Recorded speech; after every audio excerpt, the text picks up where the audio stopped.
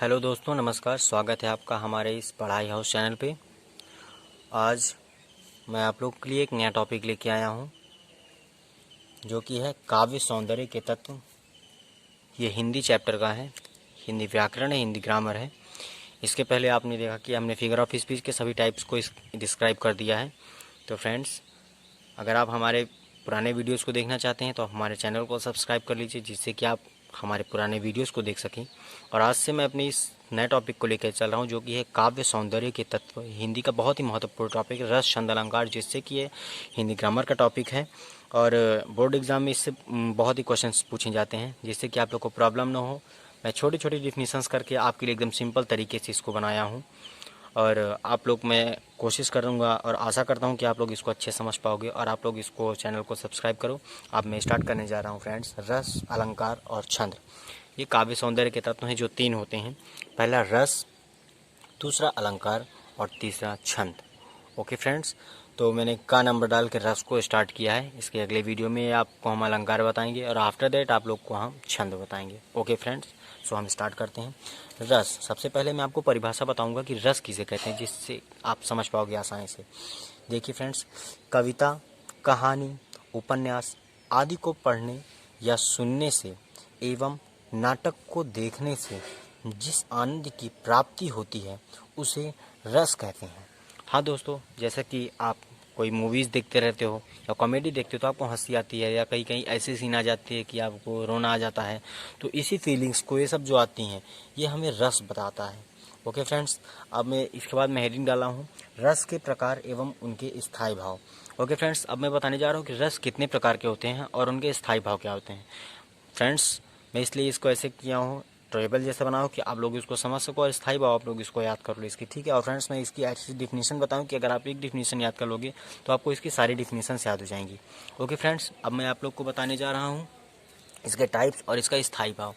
तो देखो, मैं क्रम संख्या डाला हूँ और यहाँ पे रस डाला हूँ और स्थायी भाव, यहाँ भी क्रम संख्या, रस एवं स्थायी भाव। ओके फ्रेंड्स, अब मैं स्टार्ट करता हूँ। ये देखो, नंबर 1 श्रृंगार रस, जिसका स्थायी भाव रति होता है। नंबर 2 हास्य रस, जिसका स्थायी भाव हास होता है। नंबर 3 करुण रस, जिसका स्थायी भाव शोक होता है। नंबर 4 रौद्र रस, जिसका स्थायी भाव क्रोध होता है। नंबर 5 वीर रस, जिसका स्थायी भाव उत्साह होता है। नंबर 6 भयानक रस, जिसका स्थायी भाव भय होता है। नंबर 7 विभत्स रस, जिसका स्थायी भाव जुगुप्सा होता है। नंबर 8 अद्भुत रस, जिसका स्थायी भाव विस्मय होता है। नंबर 9 शांत रस, जिसका स्थायी भाव निर्वेद होता है। और लास्ट में दोस्तों वत्सल रस, जिसका स्थायी भाव वात्सल्य होता है। तो फ्रेंड्स, हमारे क्लास 12 तक के लेवल में काव्य सौंदर्य के तत्व के अंतर्गत रस को 10 प्रकार से बताया गया है। अब फ्रेंड्स, आप लोग को दिख रहा होगा टेबल के अंदर कि मैं रेड पॉइंट से कुछ कुछ रसों को मैं पॉइंट किया हूँ, ठीक है फ्रेंड्स। तो आप देख लीजिए मैंने किसको किया, मैं श्रृंगार रस को किया हूँ, हास्य रस को किया हूँ, करुण रस, रौद्र रस, वीर रस, अद्भुत रस एवं वत्सल रस। ओके फ्रेंड्स, ये सब ऐसे रस हैं जिसको अगर आप बोर्ड एग्जाम का पेपर उठा के देखोगे तो इसकी बार बार ये क्वेश्चन ऐसे पूछे गए हैं। ओके फ्रेंड्स, तो आप भी इसको देखो, इसकी फ्रिक्वेंटली है, इस क्वेश्चन, इस टॉपिक्स को बार बार पूछा गया है। अगर फ्रेंड्स आप इतने रस को तैयार कर लोगे तो आपको आई थिंक जितने भी पेपर आएंगे आप उसमें दिक्कत नहीं होगी, कोई ना कोई आपको मिल ही जाएगा जिसको आपने अच्छे से पढ़ा हुआ होगा। ओके फ्रेंड्स, अब मैं आपको बताऊंगा। अब सबसे पहले मैं जिस पॉइंट्स को स्टार किया हूँ या पॉइंट किया हूँ रेड से, अब मैं उस पॉइंट्स को आपको एक्सप्लेन करूँगा और डेफिनेशन बताऊँगा। ओके फ्रेंड्स, अब देखिए फ्रेंड्स, आ गया श्रृंगार रस। अब मैं आपको इसकी परिभाषा बताने जा रहा हूँ, ध्यान से देखना फ्रेंड्स। अगर आपको एक डिफिनेशन याद हो जाएगी तो आप पूरी डिफिनेशंस को याद करके पढ़ सकते हो, क्योंकि मैंने ऐसी डिफिनेशन बनाई है कि बस उसका स्थायी भाव अगर आप बदलते जाओगे तो आपको सारी डिफिनेशंस याद हो जाएगी। ओके फ्रेंड्स, अब मैं शुरू करता हूँ श्रृंगार रस की डिफिनेशन। देखिए, रति नामक स्थायी भाव, विभाव, अनुभाव व संचारी भाव के संयोग से जिस रस की उत्पत्ति होती है उसे श्रृंगार रस कहते हैं। ओके फ्रेंड्स, फिर से आप लोग सुन लीजिए। रति नामक स्थायी भाव, विभाव, अनुभाव व संचारी भाव के संयोग से जिस रस की उत्पत्ति होती है उसे श्रृंगार रस कहते हैं। ओके दोस्तों, क्लियर हो गया आप लोग का श्रृंगार रस किसे कहते हैं। अब देखिए आप लोग, ये जो श्रृंगार रस होते हैं ये दो प्रकार के होते हैं, ठीक है। एक होता है संयोग श्रृंगार रस और एक होता है वियोग श्रृंगार रस। अब मैं आप लोग को लेके चल रहा हूँ जो है संयोग श्रृंगार रस। तो इसको सुनिएगा फ्रेंड्स, जहाँ पर नायक और नायिका के मिलन का वर्णन हो उसे संयोग श्रृंगार रस कहते हैं। ओके फ्रेंड्स, इसका भी एग्जाम्पल देखो, ये देखो, मैं तो सांवरे के रंग रांची। ओके फ्रेंड्स, फिर से मैं एक बार बता देता हूँ, जहाँ पर नायक और नायिका के मिलन का वर्णन हो उसे संयोग श्रृंगार रस कहते हैं। एग्जाम्पल, मैं तो सांवरे के रंग रांची। अब नंबर 2 इसका आता है वियोग श्रृंगार रस। ठीक है फ्रेंड्स, वाह। तो इसके डिफिनेशन क्या है, जहाँ पर नायक और नायिका के मिलन का अभाव हो यानी विछड़न हो उसे वियोग श्रृंगार रस कहते हैं। ओके फ्रेंड्स, अब देखिए यहाँ पे मैंने एक उदाहरण लिया है। जब आप लोगों ने रामायण अगर देखी हो तो उसमें जब माता सीता को रावण के द्वारा कर लिया जाता है ना उसको, तो ये जब राम जी इसको ढूंढते जाते हैं तो पूछते जाते हैं खग पक्षियों से कि हे खग मृग हे मधुकर श्रेणी तुम देखिए सीता मृग नयनी। ओके फ्रेंड्स, तो यहाँ पे क्या है, यहाँ पे राम जी और सीता का विषणन है। ठीक है ना, तो ये क्या हो गया, हमारा वियोग श्रृंगार रस हो गया। और ओके फ्रेंड्स, देखो मैंने एकदम सिंपल लैंग्वेज में लिख दिया, इसको एग्जांपल को देख लीजिए, हे खग मृग हे मधुकर श्रेणी तुम देखिए सीता मृग नयनी। ओके फ्रेंड्स, इसी प्रकार से आपका श्रृंगार रस खत्म होता है। उसके बाद मैंने जैसा पॉइंट किया था तो उसके बाद आता है हास्य रस आता है। अब हास्य रस की परिभाषा आप लोग देख लीजिए, इसका स्थायी भाव हास होता है। मैंने आपको पहले बताया कि अगर आप एक डिफिनेशन याद कर लोगे तो आपका पूरी डिफिनेशन आपका तैयार हो जाएगा। ठीक है ना, जैसे आप देख लो, यहाँ पे स्थायी भाव क्या था, यहाँ पे स्थायी भाव रति था। अब यहाँ हास्य रस का स्थायी भाव क्या है, हास है। तो अब आप लोग इसको देख लो, बाकी डिफिनेशन वही है। ओके फ्रेंड्स, तो देखो, हास नामक स्थायी भाव विभाव अनुभाव व संचारी भाव के संयोग से जिस रस की उत्पत्ति होती है उसे हास्य रस कहते हैं। ओके फ्रेंड्स, आई होप आपका क्लियर हो गया होगा। अगर आप एक डिफिनेशन पढ़ोगे तो आपको पूरी डिफिनेशंस याद हो जाएंगी, सिर्फ स्थायी भाव चेंज करना है। ओके फ्रेंड्स, और रस का नाम बदलना है, बाकी आपकी डिफिनेशन वही रहेगी। और फ्रेंड्स, मात्र 2-2 लाइन के आप लोग को क्या याद करना है, उदाहरण याद करना है। तो हास्य रस का उदाहरण आप लोग को मैं बताता हूँ, ये आप लोग देख लिए उदाहरण, सर मूसर नाचन लगे लखी हलधर के स्वांग हंसी हंसी गोपी फिर हंसे मनहु पियेसी भांग। ओके फ्रेंड्स, आई होप आप लोग का क्लियर हो रहा होगा मैं क्या कहना चाहता हूँ। मैं एक बार फिर से बोल दे रहा हूँ, ये हास्य रस का उदाहरण है, सर मूसर नाचन लगे लखी हलधर के स्वांग हंसी हंसी गोपी फिर हंसे मनहु पियेसी भांग। ओके फ्रेंड्स, तो ये आपका दूसरा वाला रस कंप्लीट होता है जो हास्य रस है। इसके बाद आपका तीसरा रस आता है फ्रेंड्स, जो कि करुण रस है। ओके फ्रेंड्स, तो करुण रस का स्थायी भाव होता है शोक। तब उसी बस स्थायी भाव को बदल के आप इसके डिफिनेशन याद कर सकते हैं, क्योंकि जितने भी रस हैं सबके डिफिनेशन इसी से रिलेटेड है। ओके फ्रेंड्स, तो करुण रस मैं डिफिनेशन बोलता हूँ, परिभाषा बोलता हूँ, शोक नामक स्थायी भाव विभाव अनुभाव व संचारी भाव के संयोग से जिस रस की उत्पत्ति होती है उसे करुण रस कहते हैं। ओके फ्रेंड्स, इसका एग्जाम्पल देख लो, बोलता हूँ मैं इसका उदाहरण बोलता हूँ, आप लोग देख लेना, एकदम छोटे छोटे उदाहरण, बस 2-2 लाइन के फ्रेंड्स। अगर आप याद करोगे तो आपको याद हो जाएगा और आपको आसानी होगी काफ़ी लिखने में इस उदाहरण को, क्योंकि मैं एकदम सिंपल लैंग्वेज में लिखा हूँ। देखो एग्जाम्पल मैं बोलने जा रहा हूँ, मणि खोये भुजंग सी जननी फन सा पटक रही थी शीश अंधी आज बनाकर मुझको किया न्याय तुमने जगदीश। अब यहाँ पे देखो करुण रस है, यहाँ पे शोक का निवारण हो रहा है। ठीक है, आप लोग देखो इसको पढ़ने में ही शोक हमें समझ में आ रहा है, दुख समझ में आ रहा है, तो ये क्या हो जाएगा, करुण रस का उदाहरण हो जाएगा। मैं फिर से एक बार बोल दे रहा हूँ फ्रेंड्स, अगर आपको याद नहीं होता तो आप इसको लिख लो, 2-3 बार आप पढ़ोगे तो आपको याद हो जाएगा।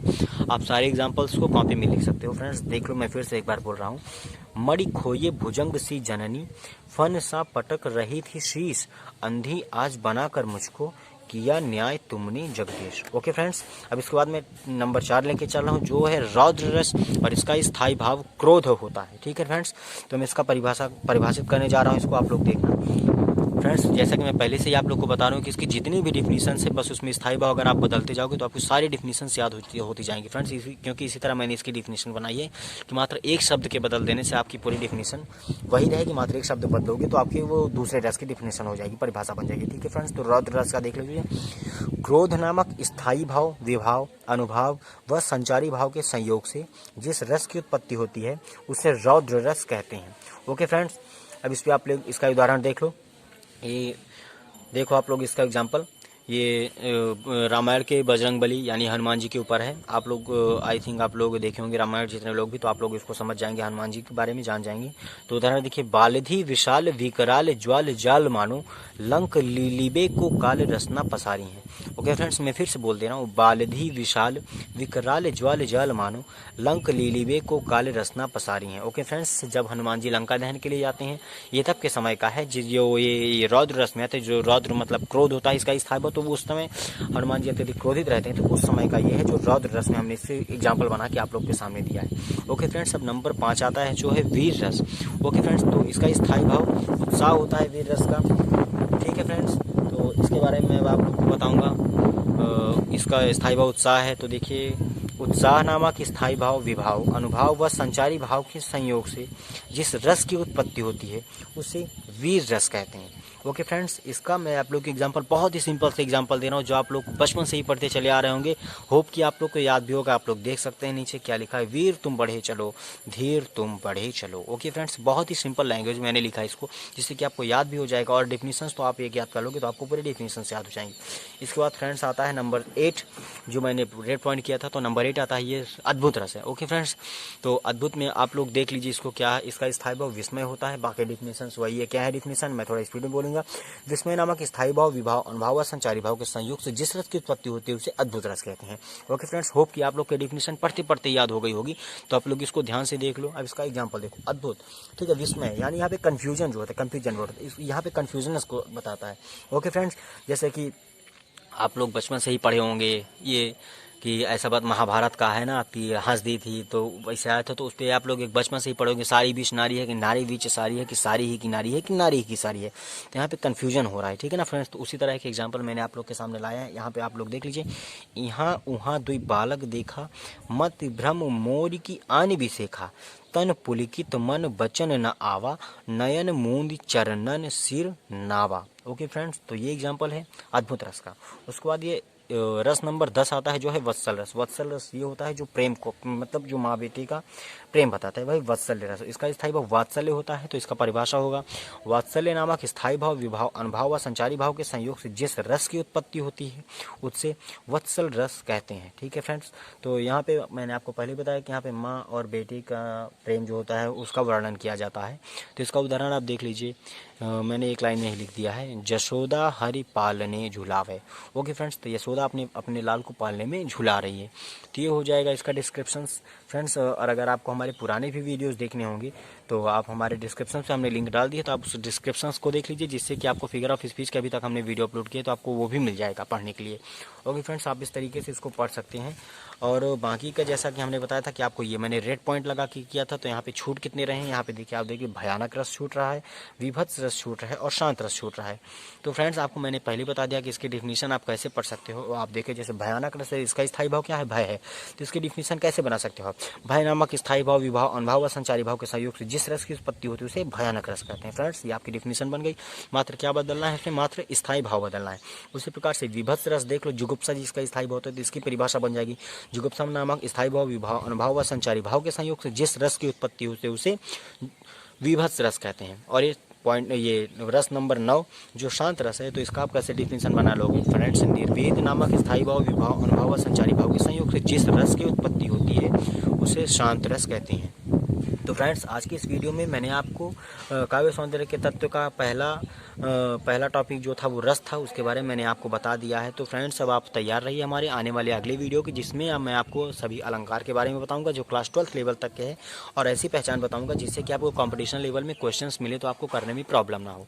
ओके फ्रेंड्स, और मेरी यही कोशिश रहेगी कि मैं आपको अच्छे से अच्छे एक्सप्लेन करूँ। और फ्रेंड्स, मेरे चैनल को आप लाइक कीजिए, सब्सक्राइब कीजिए, शेयर कीजिए, जिससे कि मेरे आने वाले हर वीडियो आप तक पहुँचे और आप काफ़ी आसानी से और काफ़ी शॉर्ट ट्रिक से मैं आपको ये सब टॉपिक्स पढ़ा सकूं और आप अच्छे से अच्छे मार्क्स गेन कर सको। Okay friends, bye.